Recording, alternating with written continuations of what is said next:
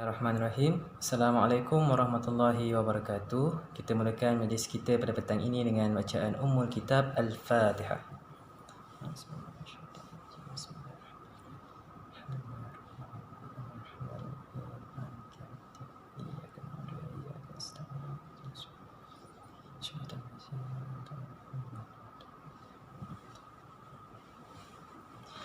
Bismillahirrahmanirrahim. Alhamdulillahirabbil alamin wassalatu wassalam ala asyrafil anbiya'i wal mursalin wa ala alihi washabihi ajma'in.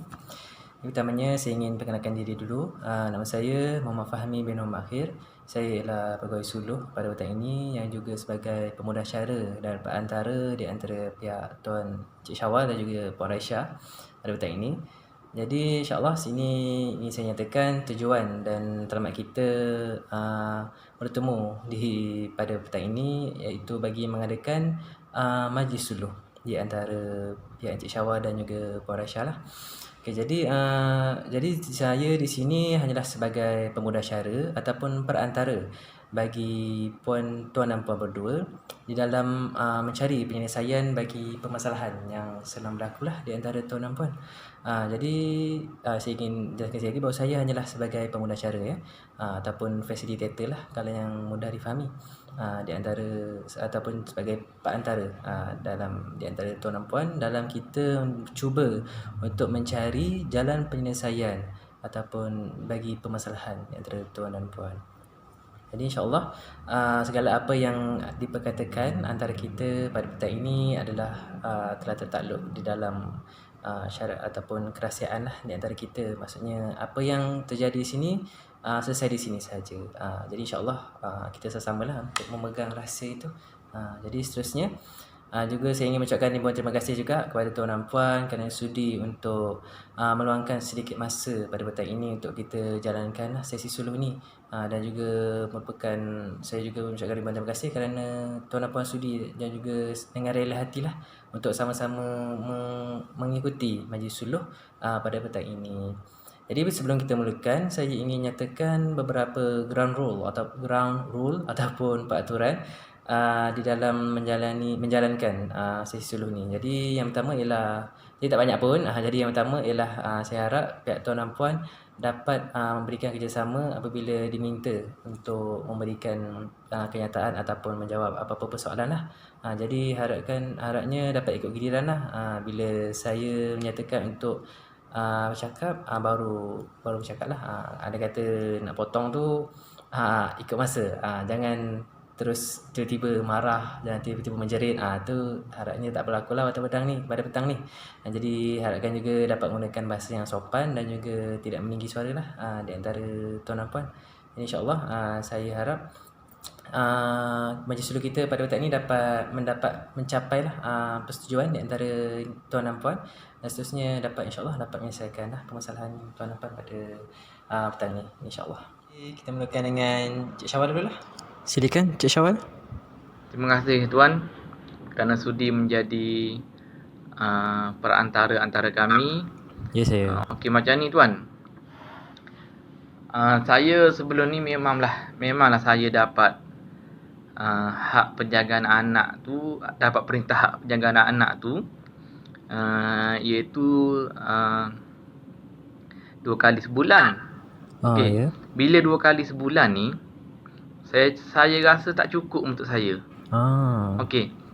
2 kali sebulan ni mana kata minggu pertama dan minggu ketiga. Jadi ada juga kadang-kadang tu saya tak sempat ambil lah minggu pertama. Bila mana saya tak sempat ambil minggu pertama, saya nak ambil minggu kedua. Bila saya nak ambil minggu kedua tu dia kata dah langgar perintah lah. Dah langgar perintah. Bukankah saya kena ambil minggu pertama dan 3 je. Jadi bila mana dalam keadaan macam tu, saya macam ini tak adil lah untuk saya kata. Bila tak adil untuk saya, bila saya dinafikan, jadi macam dalam sebulan tu saya dapat jumpa sekali je, iaitu minggu 3 je. Pernah jadi macam tu Tuan. Jadi macam tu, pernah. Bila saya jumpa minggu 3-nya, minggu 4 saya tak boleh jumpa dah. Saya kena jumpa minggu pertama bulan hadapan pula.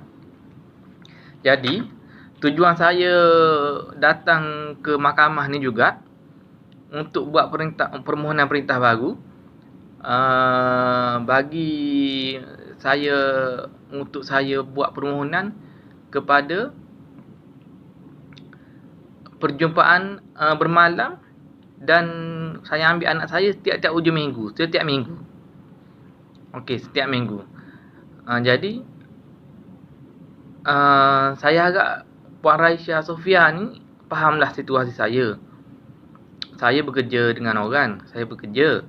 Dia pula berniaga. Jadi dia tiap-tiap hari dapat berjumpa dengan anak. Selama 5 hari tu dijumpa je hari-hari. Pagi, petang, siang, malam. Saya hanya hari Minggu je tuan. Bila saya hari Minggu je, saya rasa macam takkan dapat jumpa dengan anak 2 kali seminggu, 2 kali sebulan je. Jadi yelah, bila dah berlaku 2-3 perkara, ada jugalah benda saya tak puas hati. Benda saya tak puas hati tu membuatkan saya datang hari ni juga untuk saya ajukan kepada pihak mahkamah atau pihak tuan lah. Okey. Anak-anak ni pula, dia kecil lagi, belum akil balik kan. Jadi bila belum akil balik, memanglah hak penjagaan anak tu, bila belum akil baliknya, kita akan bagi kepada si ibu kan. Saya fahamlah benda tu tuan. Bila bagi kepada ibu, jadi anak saya pun berhak untuk mendapatkan kasih sayang daripada seorang bapa. InsyaAllah saya seorang bapa yang bertanggungjawab tuan. Bapa yang bertanggungjawab. Bila dia dari umur kanak-kanak nak meningkat akil balik ni, kalau saya tak luangkan masa untuk anak saya, mungkin nanti besar ni dia pun tak ingatlah langsung kat saya. Apatah lagi macam ada jarak saya dengan dia ni, macam ada jarak sikit. Bila dapat berjumpa hari Minggu je. Okey. Saya dengan anak saya ni memang saya sayang sangat-sangat. Saya tak boleh dengan anak saya ni, memang saya sayang sangat-sangat. Lagipun anak saya ni mungkin dia rindu kasih sayang daripada seorang bapa kan. Okey. Saya buat benda ni adalah saya yakin saya mengikut undang-undang yang termaktub dalam enactment kita. Dalam Seksyen 83 Enactment Undang-Undang Keluarga Islam Negeri Selangor 2003, saya berhak memberi tempat tinggal, pendidikan, kasih sayang dan hak-hak sebagai hadiniyah. Okey, jadi kalau Puan Raisya Sofia sendiri nak, contohlah kalau dia nak menafikan hak saya ni untuk buat perintah baru, dia boleh tengoklah enactment ni. Boleh tengok enactment ni. Saya tak salah, bagi saya tak salah enactment apa saya tuntut ni. Kenapa tuan? Saya nak ada jaminan lah. Ada jaminan sikit untuk keselesaan anak-anak tu dari segi kebajikan dan pendidikan. Okey. Saya masih tinggal kat PJ tuan. Saya tinggal kat PJ. Saya tinggal kat PJ dan kondisi tempat tinggal saya tu di kalangan orang-orang yang berpelajaran. Okey, berpelajaran. Dan saya nak anak-anak saya ni hidup dalam keadaan yang di kalangan cukup makan pakai, tempat tinggal dan pendidikan yang sempurna. Okey. Ya, saya tak nafi, saya bekerja dan jadual saya pun agak padat. Tapi insya-Allah dengan sumber keuangan yang ada, dengan gaji saya yang ada, saya bekerja sebagai seorang jurutera, saya yakin saya mampu untuk menjaga anak-anak saya sepanjang tempoh anak-anak saya ni belum akil balik kan. Hak penjagaan anak ni tak apalah, saya terima untuk diserahkan kepada rumah saya tak kisah yang tu. Jadi saya sekarang ni saya nak tuntut perintah baru untuk saya hari Minggu. Hari Minggu tu tiap-tiap minggu saya dapat. Okey, saya dapat tiap-tiap minggu. Okey, jadi terima kasih Cik Syawal. Jadi sekarang kita pergi dulu kepada Puan Raisya. Jadi kepada Puan Raisya, Puan jelas tak dengan tuntutan daripada Cik Syawal dan juga Puan ada apa-apa respon tak yang ingin dijelaskan tentang apa yang telah diketengahkanlah oleh Cik Syawal tadi tu? Okey. Silakan Puan Raisya. Ya Tuan, saya sedia maklumlah mengenai permohonan plaintiff untuk ubah perintah ajakan anak ni. Nakutkan sebelum ni perintah ni keluar pun adalah persetujuan daripada pihak plaintiff sendiri. Ya Puan. Iaitu Encik Syawal lah. Memang dia setuju, kata hak jagaan anak tu diserahkan sepenuhnya kepada saya. Kerana saya adalah ibu yang memang selayaknya untuk menjaga anak. Ya betul. Kerana anak kami ni masih mumayyiz lah, orang kata memang selayaknya ibulah yang menjaga anak tersebut. Tapi bila mana Cik Syawal ni ingin berhasrat untuk ubah perintah jagaan anak ini daripada pada asalnya perintah ni sebulan 2 kali. Tapi sekarang ni Cik Syawal mohon untuk 4 kali sebulan.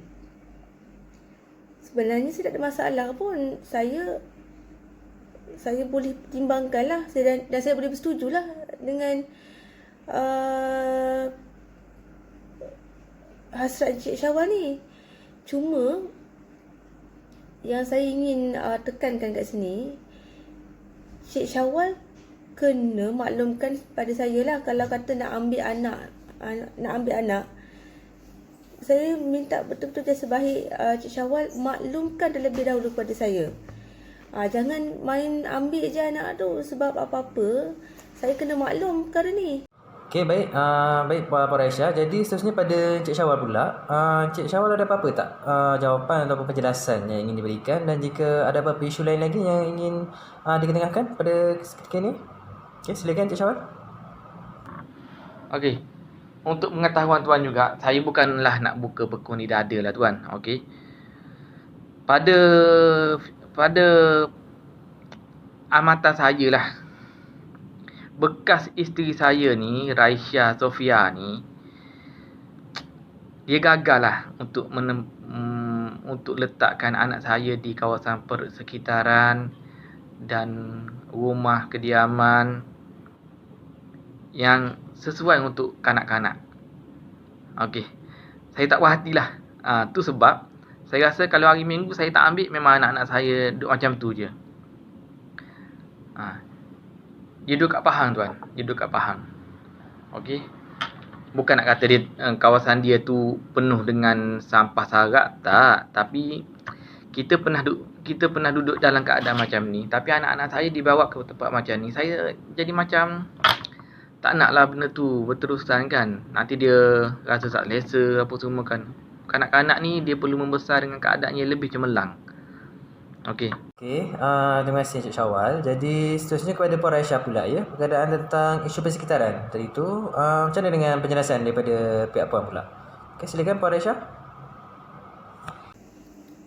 Ya Tuan. Saya ni seorang ahli perniagaan. Jadinya kerja saya ni tak ada terikat dengan majikan ke apa ke, tak ada masalah lah kat situ. Dalam menjaga anak pun setakat ni saya memang beri yang terbaik untuk anak-anak. Macam kami memang tinggal di Jetih Pahang. Memang kawasan tu memang kawasan kampung lah. Tapi memang saya akan pastikan anak memang sentiasa dalam kebajikan, memang tak ada masalah lah. Persekitaran pun memang persekitaran yang selamat, memang persekitaran sihat, tak ada masalah. Kejiranan pun memang kejiranan yang baik lah. So tak ada isu lah seperti mana Cik Syawal katakan tu. Baik Puan Raisya. Terima kasih atas penjelasan tadi tu. Harap semua dah jelas lah kot. Jadi kepada Cik Syawal pula, macam mana? Cik Syawal ada apa-apa lagi yang ingin ditujukan kepada Puan Raisya? Silakan. Untuk pengetahuan tuan jugalah, bekas isteri saya ni, Raisya Sofia ni, defender ni kan, dia selalu menghalang saya ambil bergigili. Macam saya cerita tadi lah, saya, yelah ada kadang-kadang saya ambil macam tu lah, saya tak ambil minggu ni, saya nak ambil minggu ni. Tapi tetaplah 2 kali sebulan. Tapi dia macam tak setuju lah tuan. Tak setuju je. Dan yelah bergaduh tu memanglah ada bergaduh juga kan kita. Tapi itulah, harap permohonan saya ni dipertimbangkan lah. Okey. Dipertimbangkan di pihak Raisya Sofia sendiri. Raisya, awak kena pertimbangkan permohonan saya ni kan. Bukan untuk siapa, untuk anak-anak kita juga kan. Bukan tiap-tiap hari dengan saya. Hari Minggu je saya tuntut. Hari Minggu je dengan saya. Okey. Okeylah. Okey, jadi seterusnya Puan Raisya, macam mana dengan Puan? Puan ada apa-apa lagi ingin jelaskan sebelum kita terus kepada persetujuan lah, kalau boleh, di antara kedua belah pihak? Okey, teruskan Puan Raisya. Lagi satu tuan, Ya. saya juga nak nyatakan dekat sini, kalau katalah Cik Syawal bangkitkan isu-isu seperti mana yang beliau nyatakan tadi, nak ikutkan daripada asal perintah ni keluar pun, memang saya patuh pada perintah sebelum ni. Antaranya yang pertama, kalau kata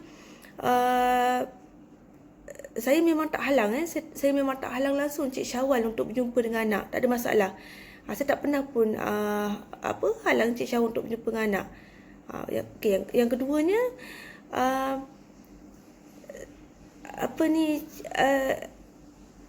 kalau Cik Syawal nak berkomunikasi ke, tak kira lah dengan apa medium sekalipun, katalah dengan media WhatsApp ke, call ke, email ke apa ke, saya tak ada masalah. Saya tak pernah halang lah untuk tu. Jadinya Cik Syawal tak boleh nak kata saya bertindak di luar perintah ke apa ke, tak ada. Memang saya ikut perintah tu. Dan yang ketiga, memang saya perintah ni keluar pun memang saya tak ada masalah, memang saya ikut. Saya memang hak bermalam, hak lawatan apa semua tu, memang saya patuhlah. Cik Syawal boleh melawat dan boleh bermalam dengan anak. Dan yang keempat, sambutan Hari Raya Aidilfitri dengan Aidiladha, memang kita dah bahagi sama rata dah. Contohnya katalah tahun ni Cik Syawal ambil hari raya pertama, dan tahun akan datang bersama saya. So tak ada isu lah, saya rasa. Memang kat situ saya memang patuh pada perintah tu. Ya. Okey. Jadi sebenarnya kita dah jelas lah rasanya, Puan Raisya. Kita dah jelas lah dengan tuntutan daripada Cik Syawal. Dan Cik Syawal pun dah jelaskan lah dengan apa-apa perkara-perkara lain yang pun telah dijawab oleh Puan Raisya juga. Jadi seterusnya pada Puan Raisya, so ada Puan setuju untuk teruskan dengan tuntutan daripada Cik Syawal ni, ataupun ada apa-apa lagi perkara lain yang mungkin Puan Raisya ingin jelaskan supaya pertujuan yang akan dibuat nanti berjalan dengan lancar lah. Okey, Puan Raisya macam mana? Okeylah, beginilah tuan. Saya bersetujulah atas permintaan Cik Syawal tadi untuk ubah perintah hajakan anak ni daripada 2 kali sebulan kepada 4 kali sebulan. Sebab saya pun seorang ibu pun, tuan, saya faham. Saya tak pernah ada niat untuk pisahkan kasih sayang seorang anak kepada ayahnya dan sebaliknya lah. Tapi saya harap, katalah ambil hari Jumaat, petang Jumaat tu ambil. Manakala Ahad pagi tu pukul 10 tu dah pulang kalau anak tu pada saya. Kerana saya pun hujung minggu pun saya perlukan anak lah untuk untuk spend masa dengan anak. Takkan hari Isnin hingga Jumaat saja kan.